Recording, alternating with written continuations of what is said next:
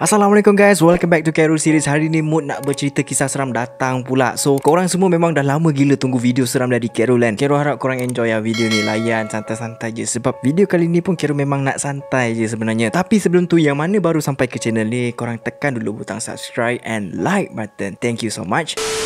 Kisah ni diceritakan oleh seorang jejaka tampan yang bernama Azrul. Tapi dia tak nak identiti dia Carol dedahkan. So biarkan je lah. 2 minggu lepas, Azrul ada DM Carol dekat Insta. Dia tanya Carol, kalau nak share cerita seram boleh tak? Carol cakap boleh, tak ada masalah, cerita je lah. Tapi Carol cakap awal-awal dekat dia, aku tak janji dekat kau yang aku akan upload. Tapi kalau cerita kau relevan, masuk akal, and kisah seram tu betul-betul terjadi dekat diri kau, okay ngap cun, aku akan buat. Sebab ramai yang DM Carol nak share cerita seram. Tapi masalah dia sekarang ni, cerita seramnya tu, bang, hari tu saya ada nampak kelibat. Lepas tu saya takut, saya selubung lah dengan selimut. Itu je yang awak bagi dekat saya. Macam mana saya nak share dengan korang semua kan? So Carol cakap, make sure kalau korang nak share, benda tu mestilah relevant, benda tu mestilah make sense, and benar-benar terjadi dekat diri korang. Okay guys, cerita dia macam ni. Azrul cerita dekat Carol melalui phone call. Carol call dia sebab Carol rasa kalau call lagi senang lah untuk lebih detail lah Carol akan dapat dengan apa yang dia nak sampaikan tu. Cerita ni berkaitan dengan camping, berkemah. Kawasan yang dia nak pergi bercamping tu, Carol tak berani nak expose dekat mana, sebab Carol tak nak mencetuskan rasa takut dekat diri korang untuk pergi dekat kawasan tu. Tapi yang Carol boleh bagi tahu, kejadian ni berlaku dekat sebuah kawasan persisiran pantai yang di mana nama depan tempat tu yang Carol boleh bagi Tanjung.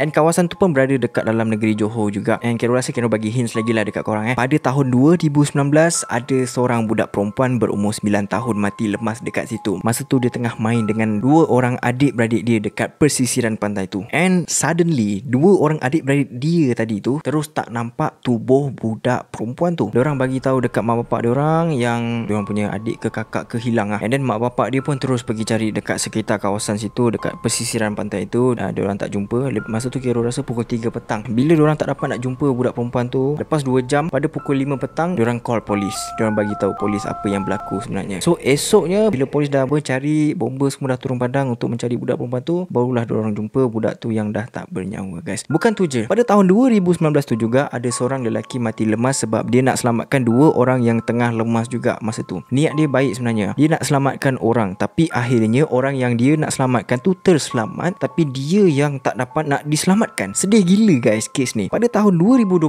ada kes mati lemas juga dekat kawasan tu. Jadi dekat sini, apa yang Carol boleh cakap, total yang mati lemas dalam masa 2 tahun dekat kawasan tu 3 orang guys. Kalau kita mandi-mandi dekat kawasan-kawasan pantai ni, Carol harap sangat-sangat korang kena careful gila. Kalau tak pandai nak berenang, main-main dekat tepi-tepi pantai je, dekat tepi je lah, kat bahagian air-air cetek. Janganlah korang pergi dekat tengah-tengah sana tu. Kan tiba-tiba ombak tu laju ke kuat ke, dia punya daya tarikan tu ke belakang, habis korang terbawa sekali dengan arus. Memang ke belakang. Benda tu yang akan membuatkan kita boleh lemas guys. Kalau kita nak cakap benda yang jadi tu ada kaitan dengan alam mistik pun boleh jadi juga sebenarnya tau. Maksudnya, masa tengah mandi-mandi tu, tiba-tiba ada rasa macam ada yang menggenggam kaki kita and dia menarik kita ke bawah tau. Bila kita dah cuba untuk berenang ke atas permukaan air, tak dapat. Sebab benda tu macam hold kaki kita dekat dasar. Korang faham tak? Dia pegang kaki kita. Dia hold badan kita macam ada satu daya tarikan ke dasar supaya kita tak boleh nak naik ke atas. Benda ni guys, bagi Carol tak mustahil sebenarnya untuk terjadi tau. Sebab benda ni pernah terjadi dekat diri Carol sendiri guys. Masa tu Carol dengan member-member Carol lebih kurang dalam 8 orang macam tu pergi mandi dekat sebuah tasik. Tasik tu dekat je dengan rumah kita orang. Kira macam kalau kita jalan kaki tak sampai 5 minit pun dah sampai dekat kawasan tu. Alah, susah sangat sebenarnya. Tasik tu dekat belakang rumah Carol je lah. Senang cerita. So nak dijadikan cerita, masa tengah mandi-mandi tu, Carol memang dapat rasa gila. Ada satu energi yang menarik Carol ke dalam tasik tu tau. Memang masa tu tasik tu tak berombak langsung guys. Biasa kalau ada ombak kan, macam tak kan. Benda tu macam salah satu punca yang menarik kita ke dasar. Bila dia tap dekat belakang, kita pun ikut sekali ke belakang. Tapi masa tu memang tak ada ombak langsung. And pada masa yang sama juga, bukan Carol seorang je yang kena macam tu guys. Member Carol lagi seorang pun kena benda yang sama juga time tu. Kira nak cakap kan, masa tu tangan and kaki Carol memang menggelibas gila. Menggelibas tu bukan apa, dia sebenarnya kita dah pendek, kita dah tak tahu nak buat apa. Mestilah menggelibas gila kan. Tangan, kaki semua dah cuba berenang untuk naik ke atas. And Carol cakap dengan korang, Alhamdulillah Carol berjaya untuk berenang naik ke atas permukaan air and Carol pergi ke kawasan cetek. Tapi masalahnya sekarang ni, member Kero yang lagi seorang tu memang terus tak timbul-timbul guys. Kepala dia, badan dia memang tak nampak terus dekat permukaan air tu. Nasib baik Kero cakap korang, budak-budak yang lain perasan. Weh, Hafiz mana Hafiz? Apa lagi, ramai-ramai pergi dekat dia, tarik dia naik ke darat. Memang kita tak boleh nak jangka benda macam tu boleh jadi guys. Yelah, kita datang sana dengan niat untuk happy-happy kan, untuk suka-suka, tapi lain pula jadinya. Yang penting masa tu semua orang selamat. Kira benda yang jadi masa tu antara pengalaman yang mengerikan jugalah bagi Carol. Tapi sebenarnya Carol lupa bab tu dah lama gila. Tapi bila Carol nak bercerita pasal lemas ni, baru Carol teringat balik kisah tu. So guys, kejadian ni berlaku pada tahun 2015. Masa tu Azrul berumur 21 tahun dan dia masih lagi meneruskan pelajarannya dalam bidang diploma. But at that time, dia tengah cuti SEM and dia dengan dua orang lagi kawan dia yang bernama Rafiq dengan Wan. Memang dah plan lama pasal nak pergi berkemah ni. So dorang plan.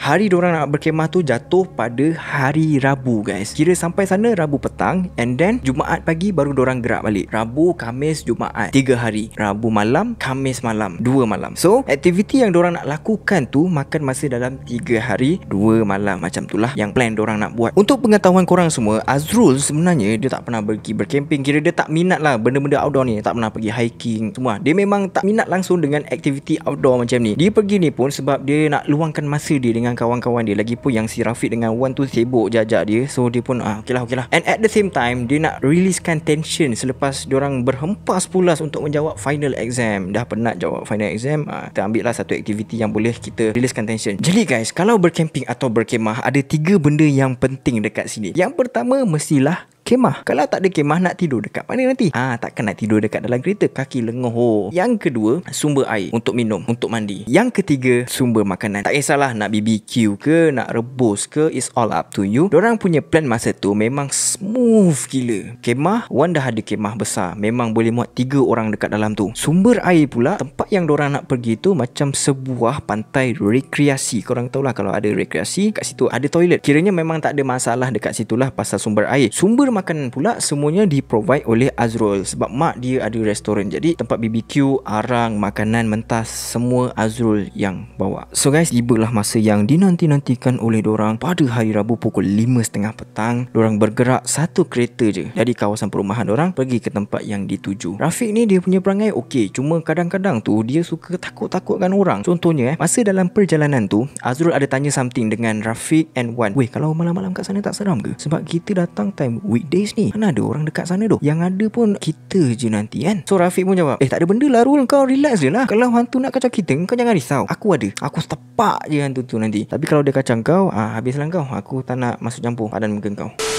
Selepas 1 jam perjalanan, dalam pukul 6.30 petang macam tu, diorang pun sampai dekat sana. Kawasan tu besar tau, banyak tempat yang boleh diorang pacak kemah dekat situ. Tapi diorang buat keputusan untuk pacak kemah dekat kawasan paling hujung sekali tau. Hujung sekali, betul-betul dekat bahagian hujung pantai. Carol explain sikit. Bila masuk kawasan tu je, ada parking banyak tau. Lepas tu diorang parking dekat hujung sekali. Ni parking, semua ni parking. Lepas tu diorang parking kat hujung sekali. Sebab area kawasan hujung tu dekat dengan hutan. Salah satu sebab dia adalah diorang nak camping. Bila nak camping kena ada unggun api. Bila ada unggun api dekat situ kena ada kayu.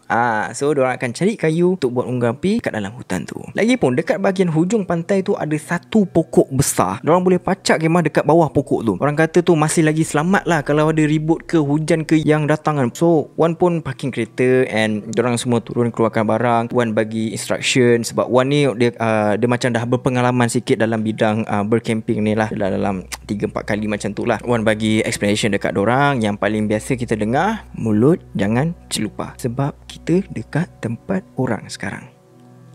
Itu yang Wan pesan dekat diorang. So diorang pun bagikan kerja masing-masing. Wan dengan Rafiq pasang kemah sebab si Azrul ni dia tak tahu nak pasang kemah macam mana. Jadi Wan suruh Azrul pergi cari kayu untuk buat unggun api dekat dalam hutan yang dekat sebelah tepi tu. Waktu menunjukkan pukul 7, orang kata tu di ambang waktu maghrib time tu. Azrul memang kena lincah cari kayu sebab hari semakin gelap guys. Dia pun pergilah masuk hutan tu dengan berbekalkan torchlight je. Memang tak fikir apa-apa masa tu sebab dia nak kejarkan dia punya masa tu sebelum masa menjadi semakin gelap. So bila dia dah masuk dekat hutan tu, dia terus lincah cari ranting-ranting. Dia collect satu, dia collect, masuk, okay, letak sini lah, tak, dia susun, dia patahkan, dia susun, dia collect sikit-sikit. Lepas tu dia hantar dekat camp. Lepas dia dah letak kayu tu dekat camp, and then dia masuk balik hutan tu, dia collect lagi, dia hantar dekat camp balik. Kali ketiga dia dah collect kayu-kayu tu semua, masa nak keluar dari hutan kecil tu, dia terjatuh tau. Dia dapat rasa macam ada orang yang tolak dia dari belakang.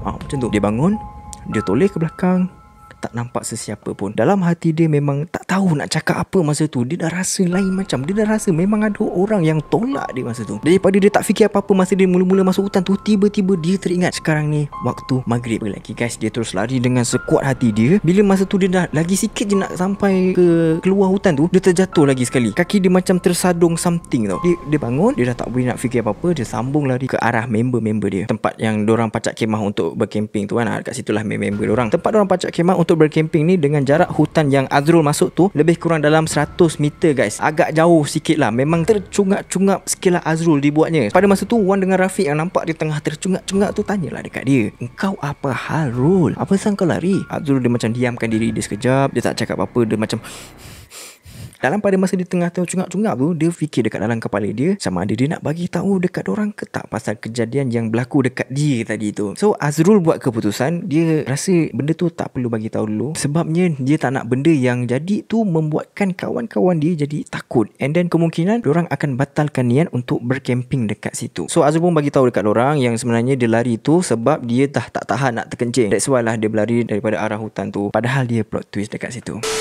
Pada pukul 8 malam macam tu, si Wan dah mula hidupkan unggun api menggunakan kayu-kayu yang dicari Azrul masa maghrib tadi tu. Walaupun kayu tu tak banyak sebenarnya, orang kata tu memang cukup lah untuk api tu hidup sampai tengah malam guys. And then si Rafiq dengan Azrul start bakar-bakar ayam untuk makanan dorang pada malam tu. And lebih kurang dalam pukul 11 malam macam tu, tiba-tiba perut Azrul meragam pula. Orang kata tu nak terber. Jadi dia pun pergilah ke toilet yang jauhnya lebih kurang 80 meter kalau tak silap Khairul dia cerita tu. Ni tempat camping, ni toilet, jarak dia 80 meter. Kira agak jauh jugalah kalau nak berjalan tu. So masa dia tengah melepaskan hajat dia tu, dia ada dengar bunyi tapak kaki masuk ke tandas sebelah. And then bunyi pintu ditutup pun sangat jelas guys. Dia memang sangat-sangat confident yang dekat dalam toilet sebelah tu sama ada Rafiq ataupun Wan. So dia pun mulakan conversation. "Oi Wan, Rafiq." Yang orang dekat toilet sebelah tu pun jawab bila Azrul dengar je yang orang kat sebelah tu menjawab macam tu, dia pun tanyalah macam-macam, tapi tak ada respon langsung lepas tu. Okey lah, tak apalah. Dia memang dah agak dah. Yang dekat sebelah toilet dia tu si Wan. Sebab Wan ni jenis orangnya yang tak berapa nak cakap sangat tau. Kalau dia tengah buat something, even dia tengah berak pun dia takkan cakap apa-apa. Dia akan fokus dengan apa yang dia tengah buat. So maksudnya dekat sini Azrul ingat yang tengah berak dekat sebelah toilet dia tu si Wan. Lepas Azrul dah settle lepaskan dia punya hajat tu, dia terus keluar daripada toilet and tengok pintu sebelah tertutup. So maknanya guys, memang betul lah ada orang dekat dalam tu. Sebab tadi masa dia masuk, tandas sebelah tu pintunya masih terbuka, dia terperasan. And then si Azrul ni pun terus bergerak ke kemah orang. Sampai dekat kemah, alangkah terkejutnya dia apabila dia nampak Wan ada dekat situ tengah main gitar dengan Rafiq. Dia pusingkan kepala dia slow-slow. Dia tengok dekat arah toilet tu, dia macam confused gila. Siapa yang ada dekat toilet sebelah aku tu? Dia macam pelik tau. Persoalan yang bermain dekat fikiran Azrul masa tu adalah, yang pertama, dekat area persisiran pantai tu memang dia tak nampak kelibat seorang manusia pun dekat situ guys. Yang ada hanya grup dorang je dekat situ. Yang kedua, dorang nampak ada satu perkampungan sejauh 2 km daripada dorang masa dorang nak masuk ke kawasan tu lah. So maknanya kalau ada orang daripada kampung tu pun yang masuk ke toilet tu, mesti orang tu akan menaiki motor ataupun kereta. Dia pun boleh dengar lah dengan jelas bunyi kenderaan parking, sebabnya toilet tu betul-betul sebelah tempat parking kereta dia guys. So bermulalah otaknya si Azrul fikir yang bukan-bukan masa tu. Memang dia dah rasa something akan berlaku malam ni kalau dia orang stay dekat situ. Dia dah dapat rasa gila, nak tak nak dia kena bagi tahu juga dekat kawan-kawan dia. Kalau dia tak bagi tahu dekat dia orang pasal kejadian yang tadi petang and kejadian yang baru je jadi dekat dia tadi tu, kira macam Azrul ni dia nak belah daripada kawasan tu. Sebab dia dah nampak macam dangerous gila lah. So Azrul pun ceritakan dulu benda yang jadi dekat dia petang tadi. "Weh geng, aku ada benda nak cerita sikit ni. Tadi petang kan, masa korang tanya aku apa salah aku tercungak-cungak tu, sebenarnya si Azrul ni belum habis cakap lagi, si Rafiq dah menyampuk. Apasal? Kau nampak hantu ke? Azrul pun cakap, aku rasa macam ada orang tolak aku dari belakang dan aku jatuh. And then aku rasa macam tak sedar hati aku lari lah. Aku memang masa aku tengah lari tu aku jatuh lagi sebenarnya tau. Aku macam terlanggar something dekat bahagian kaki aku. And tadi macam biasa belum habis cakap lagi, Rafiq sampuk lagi masa Azrul tengah cerita tu. Kau jangan nak kencing lah, bla bla bla bla bla bla. Si Rafiq dia bebel, dia macam tak percaya langsung lah. Rafiq siap cakap lagi, kan tadi petang aku dah cakap dengan kau, kalau aku jumpa hantu tu aku sepak je muka dia. Memang belagak gila guys si Rafiq ni. Azrul pun dia macam malas nak layan sangat. Tak kau lah, nanti kalau kau kena nanti padat muka kau. Diorang berbual pumpang lepak sampai pukul 3 pagi macam tu. Lepas tu baru diorang tidur. Memang kata malam tu tak ada apa-apa lagi yang berlaku. Keesokan harinya guys, dalam pukul 1 petang macam tu, Wan suruh Azrul pergi cari kayu lagi dekat dalam hutan tu untuk malam ni punya stok unggun api. Dah lah aku, kau suruh si Rafiq tu semalam cakap besar sangat. Si Azrul ni macam mengajuk sikit lah pasal benda cari kayu tu lah, sebab yang si Rafiq ni dah menganjing dia. So Wan pun cakap lah, yalah weh Rafiq, nanti kau pergi cari kayu dekat hutan, aku nak mancing kejap. Rafiq pun balas lah, okey bos, aku bukan penakut macam budak tu, dengan hantu pun takut, benda lah. So Rafiq pun pergi masuk hutan tu sorang-sorang. Wan pesan dekat Rafiq sebelum tu, kalau dah settle kutip kayu, datang dekat JT mancing sekali dengan diorang. Yang si Azrul pula pergi ikut Wan mancing dekat JT berdekatan situ. Okey, nak dijadikan cerita, si Azrul dengan Wan mancing dekat JT tu almost 3 jam. Dah 3 jam mancing, baru diorang teringat yang Rafiq tak datang dekat JT tu. Diorang punya shock mancing tu sampai terlupa member diorang. Masalahnya dekat sini guys, tadi si Wan dah pesan dekat Rafiq, kalau dah settle kutip kayu, datang dekat JT kan, mancing sekali dengan diorang kan. Tapi masalah dia tak datang dekat JT tu. Wan dengan Azrul pun terus stop mancing, bawa dorang punya barang dengan ikan yang dorang dapat semua tu pergi dekat kemah. Bila dorang dah sampai dekat kemah, dorang tengok Rafiq dah terbaring dekat situ, pegang kepala dia macam pening lah. Azrul tanya dekat Rafiq, kau besar Rafiq? Rafiq yang biasa sifat dia suka cakap kuat-kuat tu, tiba-tiba bertukar jadi slow tau. Aku rasa macam tak sedar badan Azrul. Azrul pegang dahinya Rafiq, lepas tu dia cakap, memang sah budak ni demam. Wan bagi Panadol yang dia bawa dekat Rafiq, suruh dia makan. Rafiq dah makan semua. Lepas 4-5 jam macam tu, body temperature Rafiq tu orang kata tu tak adalah panas sangat daripada yang tadi tu. And si Rafiq pun dia bagi tolak dekat budak-budak ni, tak apalah, aku tak payahlah pergi klinik sebab badan aku pun dah surut ni, aku rehat je lah dekat kemah. Dia pun terbaring je lah dekat dalam kemah tu sampailah tengah malam buta. So malam tu dorang masuk tidur dekat kemah awal sikit guys, sebab esok dorang nak gerak pagi kan. Dalam pukul 12 macam tu dorang dah get ready nak tidur. Pada masa tu dorang biarkan je unggun api tu hidup, nak bagi macam terang sikit lah. Unggun api tu position dia betul-betul berada dekat depan kemah dorang. Rafiq memang dah tidur tak sedarkan diri, dia demam kan, memang tidur mati lah cerita dia. Yang si Wan dengan Azrul tengah layan-layan mata masa tu, tengah borak-borak, and diorang punya kepala masa tu menghadap kemah tau. Masa tengah sedap-sedap borak tu, tiba-tiba si Wan tegur dengan nada yang berbisik, weh kau dengar?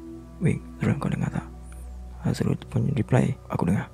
Korang nak tahu ada dengar apa? Diorang dengar bunyi orang berjalan dekat belakang kemah diorang. Azrul macam tak puas hati, dia terus buka zip kemah, dia keluar, dia tengok dekat belakang kemah, tak ada orang langsung. Azrul masuk balik kemah, yang Wan tegur, kau nampak apa? Tak ada orang gila. Lepas tu Wan cakap, tak apa, kita relax, kita bertenang, zikir, selawat, bacalah doa apa yang patut. Masa tu Azrul memang dah menggelabah gila time tu tau, sebab masa dia keluar kemah tadi memang tak ada nampak siapa-siapa dekat luar. So dia dengar cakap Wan, dia relax, dia baca doa, and dia berjaya lah untuk tidur. Tapi even orang kata tu tidur ayam. Dalam masa awal pagi macam tu lah, sekitar pukul 2 ke 3 pagi macam tu, Azrul dengar lagi bunyi orang berjalan, tapi bukan dekat belakang kemah tau. Kali ni dia berjalan betul-betul dekat sebelah dia. Rafiq dekat tengah-tengah, Wan, Azrul. Bunyi tu betul-betul ada dekat sebelah dia je. Dia nak kejut Wan, tapi ada Rafiq pula dekat tengah-tengah. Kalau boleh dia malas nak kacau Rafiq sebab Rafiq tengah demam kan. So dia nak kejut Wan, tak boleh. Si Rafiq ada dekat tengah-tengah. Jadi sekarang ni dia hanya boleh macam mendiamkan diri dia je lah. Makin lama bunyi tapak kaki tu makin dekat dengan dia. Dia diam lagi. Tiba-tiba dia ternampak ada bayang-bayang macam lelaki tua yang bongkok dekat depan kemah dorang.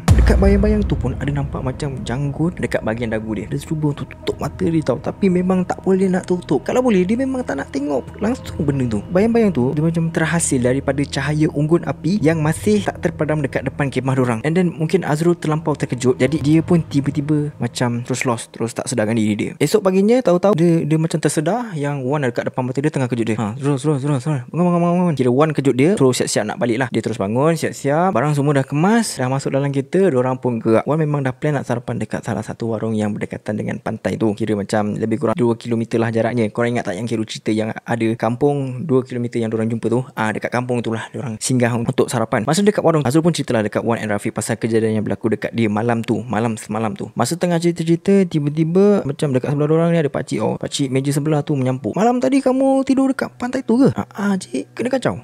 Ya cik. Ni mesti kamu ada buat salah apa-apa ni. Kamu ada masuk hutan dekat sebelah pantai tu ke? Ada cik, ada. Si Azrul pun cakap lah, ada cik, ada. Memang ada. Saya cari ranting kayu untuk buat unggun api. Jawabnya si Azrul lah. Masa kamu masuk tu, kamu ada baca apa-apa tak? Terdiam kejap Azrul sebab dia terkenang yang dia main langgar je masuk hutan tu tanpa baca apa-apa. Lagipun masa tu maghrib. Betul lah cik, tak ada baca apa-apa lah cik. Memanglah kena kacau. Kamu ada kencing merata ke? Azrul dengan Wan tak ada cakap apa-apa. Tapi yang si Rafiq ni dari tadi diam je, tiba-tiba dia pergi sahut apa yang ditanyakan pakcik tu. Ada cik, ada. Saya ada kencing. Si Rafiq tu jawab kan. Kamu buang air tu dekat mana? Area depan-depan kawasan hutan tu cik. Padan lah. Rafiq pun buka cerita, dia pun kena benda yang sama dengan apa yang dilalui oleh Azrul tu. Maksudnya rasa macam dia punya badan tu kena tolak daripada belakang. Macam tu.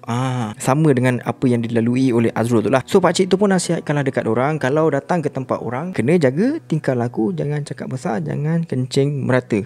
Kencing merata tu pun sebenarnya tak boleh juga guys sebenarnya. Dah settle semua, diorang terus bergerak balik. So habislah cerita seorang jejaka tampan yang bernama Azrul kena kacau dengan benda tu. Dekat sini kita beringat lah, mulut kita kena jagalah bila kita berada dekat tempat orang kan. Kita tak tahu apa yang akan berlaku. Itulah, bila mandi laut, hati-hati, okey?